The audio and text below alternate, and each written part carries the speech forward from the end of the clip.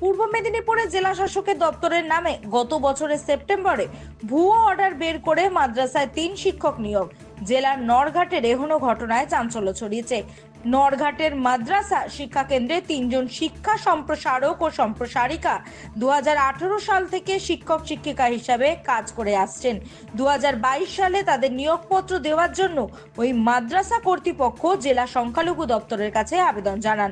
এরপর গত বছর সেপ্টেম্বরের জেলা শাসকের দপ্তরের অধীন জেলা সংখ্যালঘু দপ্তরের জেলা আধিকারিকের সই করা একটি অর্ডার কপি তাদের হোয়াটসঅ্যাপে ওই দপ্তরের এক এসআই বিশ্বরূপ বিশ্বাস পাঠান বলে অভিযোগ। তারপর দীর্ঘদিন ধরে অরিজিনাল কপি চেয়েও পাননি তারা।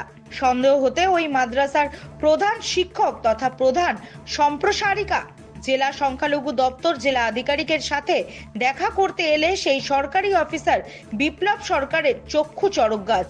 তিনি দেখেন তার সই ও দপ্তরের স্ট্যাম্প জাল করা হয়েছে। তিনি পুরো ঘটনা জেলা শাসককে জানান। পরে জেলা শাসকের নির্দেশে ওই ঘটনায় তমলুক থানায় এফআইআর দায়ের করেছেন জেলা সংখ্যালঘু বিষয়ক অফিসার বিপ্লব সরকার। ভুয়ো নিয়োগপত্রে মাদ্রাসায় নরঘাটের চক্রের যে স্কুলের হাই মাদ্রাসার কথা বলা হয়েছে, ওই ব্যাপারে কি বলবেন আপনি? অ্যাকচুয়ালি দেখুন, অফিসিয়ালি তো I am not empowered to give you any byte.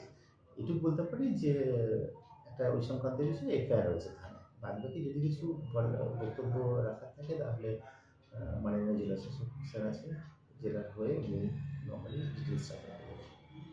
নিয়োগ সংক্রান্ত বিষয়ে যা হয়েছে সেই বিষয়ে তমলুক থানায় এফআইআর হয়েছে। আপনি তো আরো দুজনের নাম জানেন, বিষয়টা কি আর কি? জানতাম না, আজকে জানতে পেরেছি। আজকে সকালে জানতে পেরেছি খবরের মাধ্যমে। বলছি আপনারা এই যে বলছে যে আপনার ভুয়ো নিয়োগ নিয়ে চাকরি, এটা কি কথা? ভুয়ো নিয়োগ পাইনি এখন। আমরা আমাদের স্কুলে ফ্রি সার্ভিস করছি, সেই পরিপ্রেক্ষিতে আমরা অ্যাপ্লিকেশন দিয়েছি যাতে আমরা পাই, তার জন্য দিয়েছি। নিয়োগ এখনো পাইনি। না, এই ব্যাপারে আমাদের যে ডিস্ট্রিক্ট মাইনরিটি অফিসার আছেন ডোমা সাহেব, উনি আমাদের জানিয়েছিলেন যে এরকম নাকি মানে শিক্ষক নিয়োগপত্র কারোর হাতে গেছে এবং সেখানে নাকি ডোমা, যিনি ডিস্ট্রিক্ট মাইনরিটি অফিসার, তার সইটাকে ইউজ করা হয়েছে। এটা ওনার অ্যালিগেশন এবং সেই সইটা নাকি ওনার নয়, অথচ সেই সইটা কে দিয়ে চালিয়ে নাকি কাউকে নিয়োগ করা হয়েছে, এরকম একটা অ্যালিগেশন আমাদের কাছে আসে এবং তৎক্ষণাৎ আমরা ডিএম স্যারের নির্দেশে এবং জেলা প্রশাসনের নির্দেশে আমরা ডোমা সাহেবকে আমরা বলি যে একটা এফআইআর করতে, যেহেতু ভুয়ো সিগনেচার তো একটি অপরাধ, তো কাজেই সেটা কিভাবে হলো সেটাকে তদন্ত করার জন্য আমরা জেলা প্রশাসন থেকে স্টেপস নিচ্ছি।